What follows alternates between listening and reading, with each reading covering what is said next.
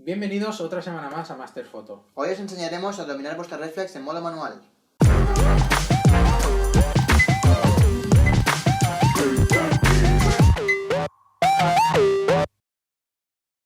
Hay tres aspectos básicos en una fotografía para dejarla correctamente expuesta, ya que si la dejamos subexpuesta quedará muy oscura y si la dejamos sobreexpuesta quedará quemada, es decir, muy clarita. Siempre es preferible dejar una imagen subexpuesta, es decir, tirando para el oscuro, que no subexpuesta, porque si subexponemos una imagen, los píxeles tendrán demasiada luz. Son las típicas fotos que siempre vemos que están muy blancas o que tienen partes de la foto que no hay ninguna textura, que son completamente blancas.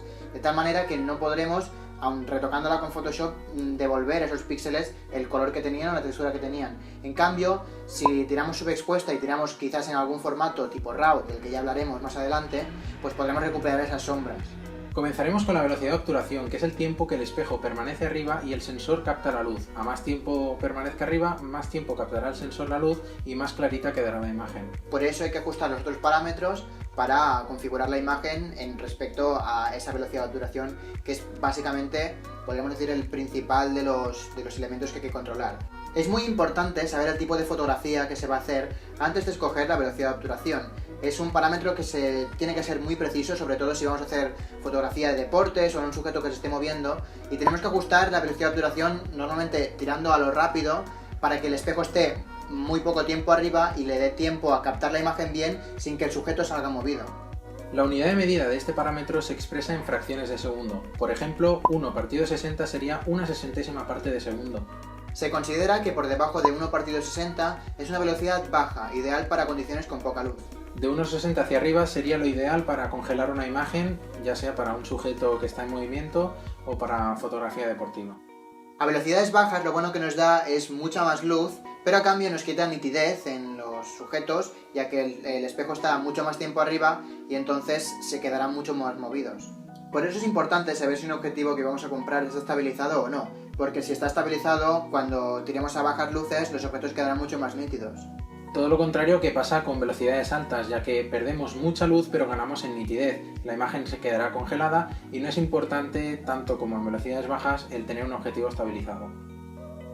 La velocidad de obturación es un parámetro que controla básicamente la luz y el movimiento, y por eso hay que saber ajustarlo muy bien, tanto para si queremos movimiento como para si queremos una foto estática. Por ello, uno de los efectos muy conocidos que se consigue básicamente controlando la velocidad de obturación a una muy baja es el agua de seda. Se trata básicamente de dejar la cámara durante quizás una exposición de 1 segundo y 5 segundos máximo para conseguir que el agua quede difuminada, porque el sensor habrá estado captando todo el agua que ha salido durante el tiempo que estaba abierto el sensor.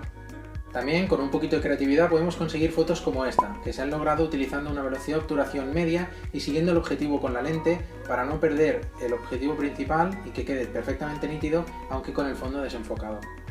Con esto aclarado damos paso al siguiente parámetro, que es el diafragma o el número F. Se encarga principalmente de controlar la luz y la profundidad de campo, Que básicamente es la zona que queda enfocada en una fotografía. El diafragma se encuentra en el objetivo y se suele controlar a través de la cámara. Es el agujero por el que entra la luz. Mientras el agujero esté más abierto, entrará más luz y tendrá una profundidad de campo más reducida. Con un diafragma muy cerrado, es decir, unos números F en torno al 22 o quizás un poco más altos, o bueno, que ronden ese número, podemos conseguir fotografías de mucha profundidad de campo, ideales por ejemplo en fotografía paisajística, en las que nos interesa tenerlo todo enfocado y no el primer árbol por ejemplo muy enfocado, pero todo lo demás desenfocado. En cambio con diafragmas abiertos, como podrían ser f1.8 o f2, conseguimos muy poca profundidad de campo, lo que es ideal pues principalmente para retratos, donde siempre queda muy bonito el sujeto totalmente enfocado y el fondo más desenfocado, pero ya os digo que depende muchísimo de la fotografía que estemos haciendo.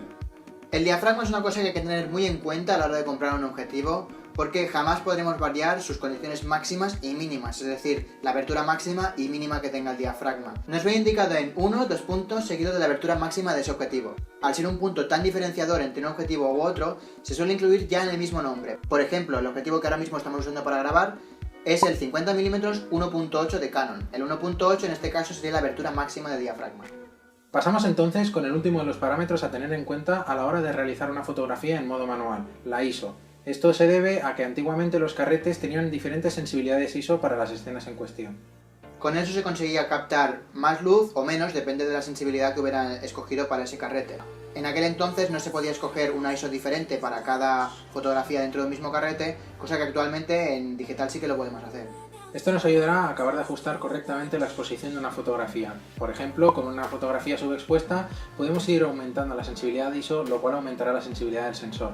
A cambio, si aumentamos mucho la ISO, nos hará perder nitidez y aparecerá el típico ruido, que son aquellos puntitos de luz negra o de colores que se provocan al intentar coger demasiada luz la cámara que en realidad no hay en el ambiente. Podemos compensarlo ajustando los dos parámetros para que la fotografía quede realmente expuesta y no tengamos que tirar a ISOs muy altas. Todos estos aspectos se pueden cambiar en vuestras reflex en modo manual, como por ejemplo en Canon en Pentax, que hay una ruedecita en la parte superior que cambia la velocidad de obturación y si le añadimos un botón cambia la apertura de diafragma. Además, con un botón específico se suele cambiar la ISO a través del visor o de la pantalla. Para otras marcas varía un poquito, aunque todas suelen tener un botón para que se pueda cambiar todo directamente desde la misma pantalla sin tener que acceder a menús extraños.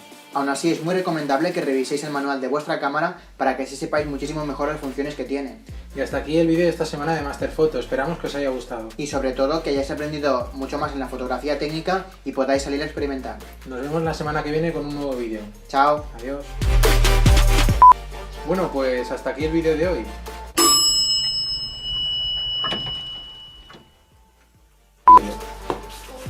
¡Ay! Controlando el diafragma podremos ampliar las nubes en el Prepirineo y también por lo que sería el Prepirineo Cantábrico podremos ver unas densidades. Último de los parámetros a tener en cuenta. Joder, macho. ¡Hostia, qué susto!, ¿no? Me ha acojonado.